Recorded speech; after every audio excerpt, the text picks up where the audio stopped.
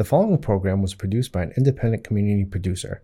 The opinions expressed do not necessarily reflect those of the ECAT staff or board of directors. Good morning, good afternoon, good evening, good night. It's the Ron Van Dam Show.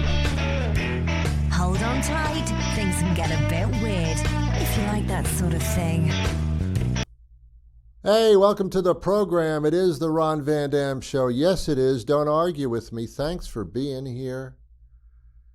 I come in here once a week to do this version of what I do every weekday on the radio. The Ron Van Dam Show on the radio, Monday through Friday. We've done over 2,600 episodes. Oh my God. I've been in radio for 30 years. I'm saying that so you have pity for me and everything that I do. I did television for a period of time, a little stand-up comedy, had a lemonade stand when I was a child and sold lemonade, made up to $3.50 a week. I shovel driveways. I don't know how to assemble toys. I don't read the instructions, and it always comes out wrong. And then I have to deassemble it and then assemble it again, and I still didn't read the instructions. It still comes out wrong. So it's frustrating. Welcome to the program. How are you? Good to be with you. If you're watching the show for the first time, and if you are, you've just made a horrible mistake. But I will try to correct that mistake right now. I point out things that don't make any sense. That's what I've been doing all this time for those many years. Because there's so many things in life that make no sense, and someone's got to point them out. Now, comedians usually do that, but they have a set thing, and they make jokes. I don't do that. I just incessantly talk until people say, I've had enough of you. Your show's over as far as I'm concerned for today. And then they tune in the next day. It kind of works out for everybody. I enjoy radio and this once a week, just once a week, because I can't see you and I don't know who you are. So that makes me feel like this is a good thing. When I used to do, I hope I don't insult anybody here. When I used to do more of the broadcast radio, we would have callers. I did a morning show in the Boston area. You may be familiar with it. I did it on a couple of stations, 3 stations over the course of 30 years, 25, 30 years, almost 30 years. And I did their morning show from 7 in the morning until 10 in the morning, 3 hours of radio every morning, and then I'd be done for the day, and that was wonderful. But I would take phone calls from listeners, and when we would talk about a topic or we would have a guest, people from the public arena would be calling in and asking questions and stating their opinion. And to be honest with you, that wasn't my favorite time of the show because it involved other people. So this I like because it's just so much simpler. On my radio version, I do interview people toward the end of the show. They're short interviews, experts and celebrities and things like that. So I do that, but I also monologue. On this version here on TV, they don't have phones set up. I don't think they do. I don't even want to do that. So I do the monologue kind of thing here. But on my regular show, I interview people too. Am I boring you? Because I saw you look away for just a second. Am I boring you? All right, I'll try not to do that anymore, okay? I'd like to see you do this. I really would. I think it would be entertaining for nobody. Come on, cut it out. All right. I don't know when you're watching this. We're recording this the week after the Super Bowl or 4 days after. I don't know. I have no knowledge of time anymore. So I watched the Super Bowl. I'm not a big sports fanatic. I don't know the names of the players unless they tell me during the game itself. I know some quarterbacks and some players and some Patriots and things. I don't follow Patriots anymore because they're really not worth following at this point. So, I watch basketball because they run back and forth on the court and there's always something to see. So that's fine. And nobody really hurts each other. They don't push each other out of the way greatly. They're fairly courteous. They help each other up when one falls down and all that kind of stuff. And it's rather athletic. And I could not for that period of time for 2 hours run back and forth constantly with hardly any stoppage in between. I would probably die. So I take my hand off to them. Why would I take my hand off? I mean, I take my hat off. I take my hand off to you. Here. Football, not so much because it's a violent sport. And, I used to watch violent sports because I thought, hey, that's your problem, not mine. I'll watch you knock each other down for fun. How does that affect me? But then when the world became so violent and television, news shows and 24-hour news channels started showing all the violence you could possibly want to see through anywhere in the world at any given time, I said, no more violence for Ron. Enough is enough. So you turn to something like lighter fare, like sports, and now I'm watching people knock each other down. I'm watching football players tackle each other, push each other out of the way, pull on their helmets, knock them down, all this kind of stuff. I mean, come on. A professional football player will probably have every limb on his or her body, well, his body pretty much, replaced or operated upon within a short period of time, or get a concussion and result in a lobotomy of some sort, or end up in a wheelchair at the age of 48. So, but these are the choices that these players make, oh, look at all these millions and millions of dollars, or a very painful body life. I'll take the painful body life, and I will sell my soul to the devil for cash. Fine. Hockey. I used to like hockey because it's an incredibly beautiful athletic sport. I mean, these guys are flying around on ice skates like, wow, how do you, and playing a game on top of it while they're ice skating like that. I think that's phenomenal. I think it's amazing. They're all bow-legged off the ice, but that's besides the point. But then somehow hockey became so violent that you got to knock the other guy down, knock him on his ass, crash him against the boards. Then you take your helmet off and their helmet off and your gloves off and start whacking each other with your sticks across the face and throw punches and things like that. It's the old joke, I went to a fight and a hockey game broke out. I mean, violence. Games that are surrounded by violence. So, but anyway, I watched the Super Bowl. Just not all of it. I watched it when it was tied. There's no reason to watch any sporting game if the score isn't tied. If the score is like 28-0, why watch? Why are you watching that? Why would you watch that game? Aren't there reruns of the Andy Griffith Show on somewhere? I mean, seriously, 28-0. What the hell am I watching now? This is not a sporting event. It's a nothing. So in the Super Bowl, to have a tied score and go into overtime, ooh. So this was fascinating. That drove the viewership up all the way. So I'm watching this, and it was a good game. But at the same time, I did end up watching parts of it. And I got to tell you something, and I'm going to be honest with you, and you please be honest with me, okay? This is kind of an age thing, I think. Taylor Swift. A very impressive young lady, extremely talented and creative, and quite an entrepreneur of her own business. Enough. It's enough. I've had enough. Taylor all of a sudden has been thrusted into my brain. She, everywhere I turn, is a Taylor Swift thing. It's either there, or she's over here, or she's behind me there, and she's telling me this, and she's dropping songs like chickens are dropping eggs. Did you hear? Taylor dropped another song. Do you want me to help her pick it up? No, Ron, that's a terminology. She's released a song. Well, say release. What's she dropping things for? Taylor, man, you're too much in my life. I mean, I appreciate your talent and what you do. I may recognize two of your songs. I don't know the names of them, and people say to me, Ron, you like that song? Yeah, it's a Taylor Swift song. That's whatever it is. Okay, good. Yeah, it sounded familiar. And that's as far as I go with that. I watched her concert thing. It was like 3 hours long or something.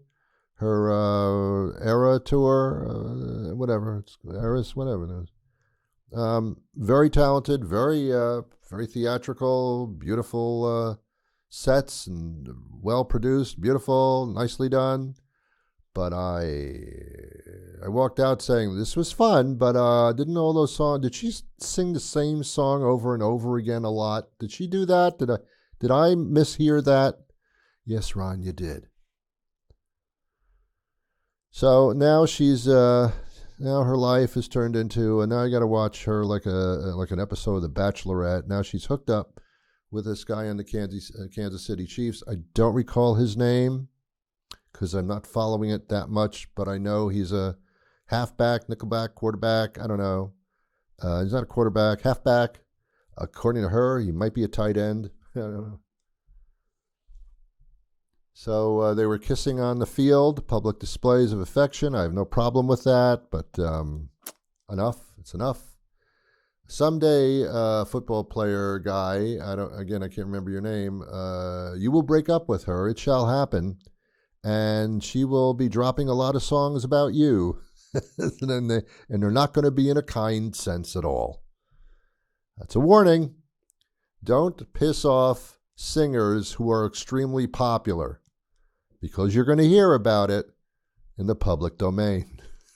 But anyway, Taylor, again, let me just clarify, extremely talented, belongs in the limelight of which she bathes at this time, but enough. It's just enough. It's enough. It's enough. It's enough. It's enough. It's enough.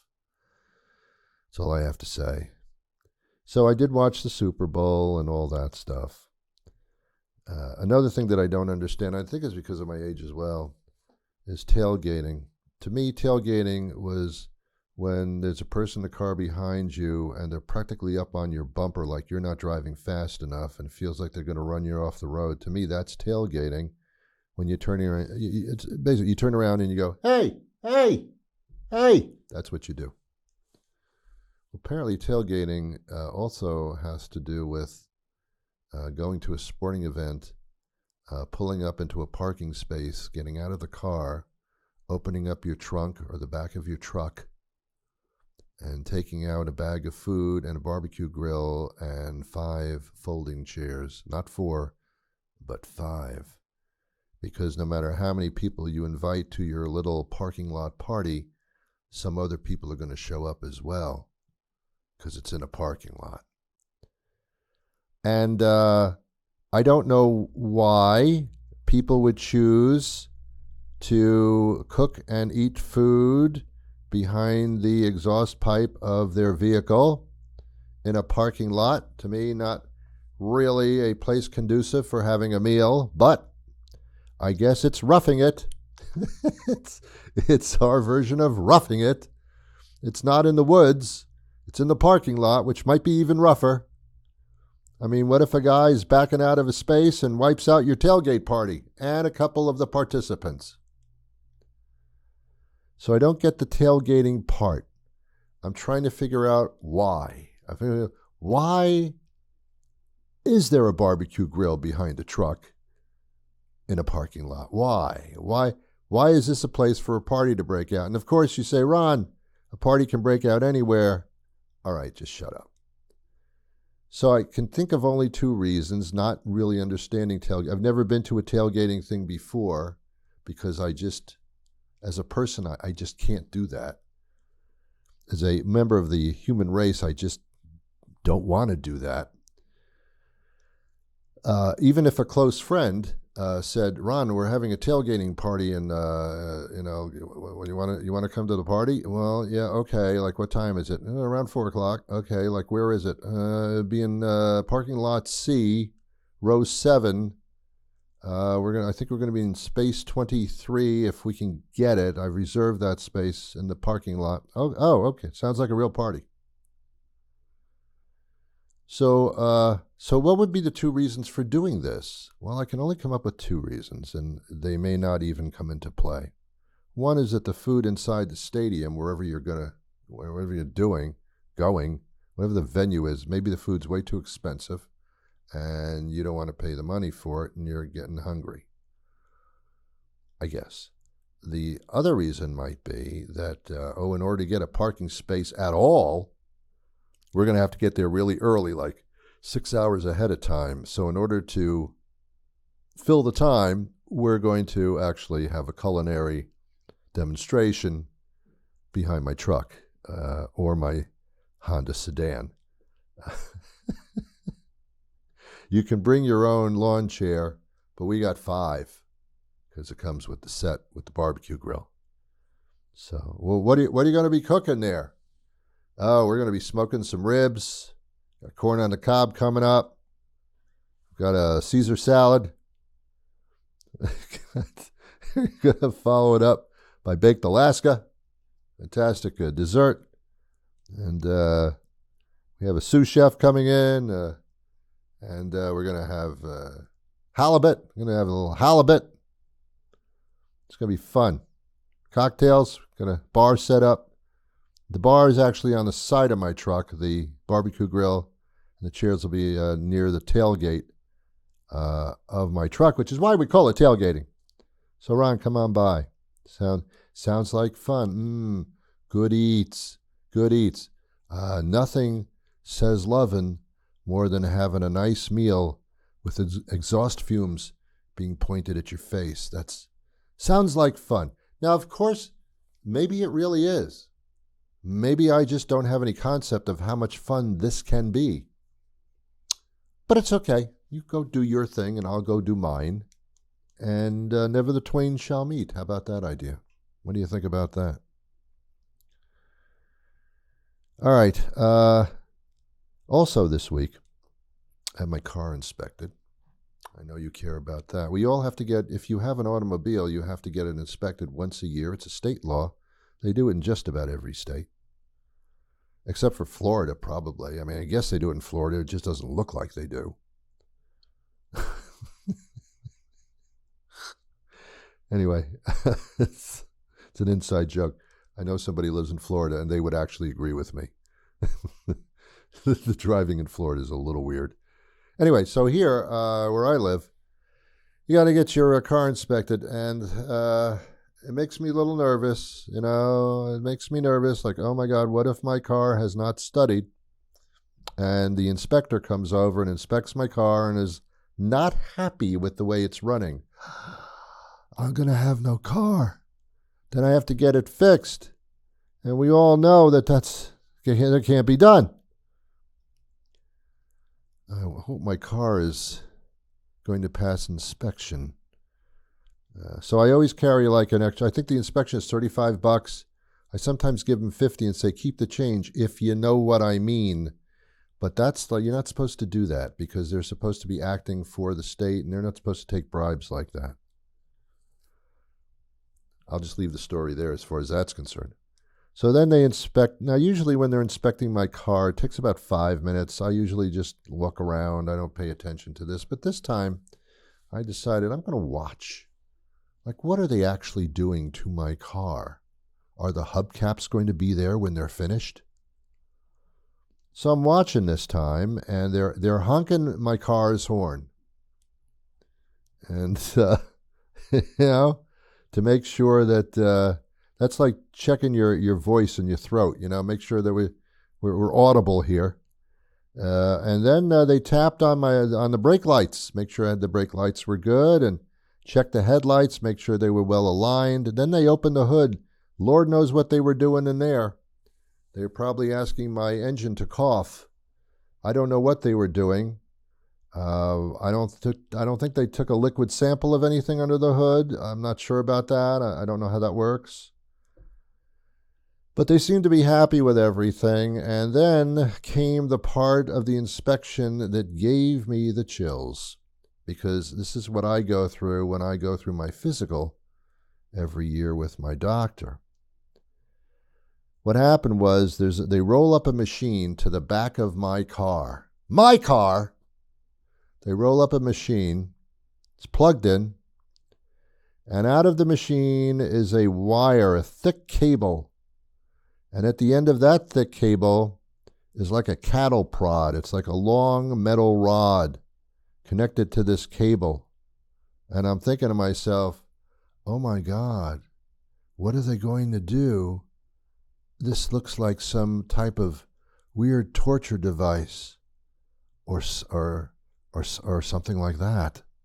And they take the prod, the cattle prod, and they get this guy gets down on his knees and stares into my car's exhaust pipe. Hey, wait a minute now. And then he takes the prod, the metal prod, and he shoves it into my exhaust pipe on my car. And just watching that, I actually made the motion. Ooh. I actually did that. I was my car at that point. I was one with my car. Ooh. And he kept it in there for longer than I think it should have been there, if you know what I mean. And then he pulled it out, and apparently things went well because he got back on his feet and rolled the little machine away. And I thought, oh my God, my car is going to kill me for doing this guy. Oh my God. Oh my God. So everything was fine. I guess my car passed inspection because I saw the guy with a sticker on his hand, and he went into the passenger side of my car like I'm an Uber driver or something. And he replaced the sticker that was there with a new sticker. And I kind of felt like I was in grade school again. Because when I did something well, or I passed a test of some sort, or I achieved something, the teacher would give me a sticker.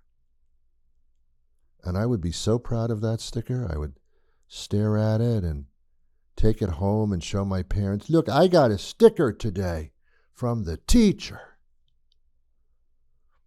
That's what I felt like. I felt like going home and showing my wife that I got an inspection sticker from the inspector. So that made me feel good, you know. And I took my hand and there's a dashboard in my car. Most cars have dashboards, right? And I patted the dashboard as if, like you pat the top of a horse, you know, after you were riding the horse for a while. She said, "Good boy, good girl, good boy." So I got my car inspected. Now I'm good for a year. And I feel good, man. I feel like I passed the test. Like I'm healthy. Vehicle-wise, I'm healthy now. That was nice.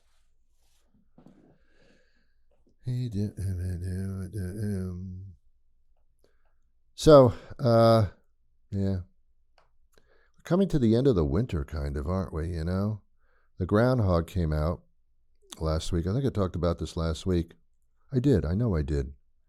The groundhog, the gerbil, whatever that rodent was, came out of its hole and it saw its shadow, I think. I may have this wrong, but I think it saw its shadow and proclaimed, well, he didn't do it. The gopher didn't do it. The guy dressed up like the stupid man, he said, oh, looks like we're going to have an early spring. And my reaction was, and? What are you talking about? Are we now considering the actions of a rodent to be our new soothsayer of meteorology? Perhaps on our local weather stations, we should replace the weather person with a rodent. And on some of those stations, I think they already have. So, it's just demeaning. I don't know. I'm a human being. I'm a grown adult, and I'm not into this fantasy stuff anymore. You know, I'm not into the Jack and Jill thing, the Tooth Fairy, the man in a large suit who comes down the chimney even if you don't have one, all that stuff, I'm not, it's like you can't fool me with those stories anymore. When Easter comes, I don't see bunnies walking around with baskets. Maybe it's me, maybe it's just they don't come onto my property with the baskets. I don't know. So I'm just not into this gopher telling the story of the when it's going to be spring. Hey, Bob, did you hear we're going to have an early spring? Oh, did you hear that on the news? No, a gopher told me. Okay. Do you want to talk to somebody about that? What do you mean? The gopher said it was going to be an early spring. Okay, back off. Back off. No, I don't think so. I don't think so. In the waning moments of the show, I wanted to talk about the school bus thing. I haven't been on a school bus since I was a kid. Thank God. It was one of the most horrific experiences of my life. I was not living in Massachusetts at the time, so don't take this personally. I lived in New Jersey when I was a child, and there was a school bus. It's different than the school buses now, because when I was going to school and there were school buses involved, the younger grades especially, they had school bus monitors. And I'm not talking about television monitor, I'm talking about a person. This was probably some mother who wanted to earn some extra cash during school year. And they had the driver of the bus, the wheels went round, round, round. And then there was the bus monitor who would stand up front behind the seat of the driver and make sure that all those kids on the bus shut their damn mouths up and stayed seated. And there was no bullying, there was no pushing, no shoving, no threats, no evil kids turning their heads all the way around, because it was a bus monitor. And when you have a bus monitor, the kids tend to be a little more cognizant of their actions. They don't have bus monitors anymore, and they say they don't because they can't afford them, like they were paying those people any kind of decent money. But I think parents these days don't want their kids on the buses, and I'm sorry to say that, and I don't know about your town. I really don't. I'm, whatever. But I'm seeing more parents driving their kids to school than just putting them on a bus and saying, good luck. Hope you don't get beat up.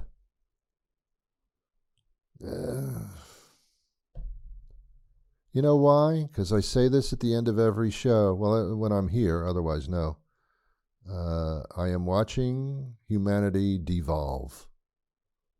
When I was young, it was pretty good. And then the older I got, the more I realized and witnessed humanity going the wrong way. And again, I come to the conclusion, by virtue of what I see and experience, that we just never got this humanity thing down really well. We don't know how to do that. The parts of humanity are respect, intelligence, love one another, seek peace, all those things. That's how you evolve. Everybody's the same, nobody's different. We don't categorize people, we help each other out. That's humanity going up the ladder. I feel that the humanity ladder is starting to fall apart, and we're going back down to the first rung again. It's a feeling, it's an observation. Who knows? Ladies and gentlemen, I'm out of time for today. You've been wonderful. I guess. I don't know. I can't see you. I don't know what you're doing, but I think you've been wonderful. I don't know what show is coming up next, but please afford it the same courtesy that you afforded my show, which means really nothing. Have yourselves a wonderful day and a wonderful week, and I'll be back again to annoy you in some fashion. But let's be good, huh? Let's be good to each other. I wish you peace.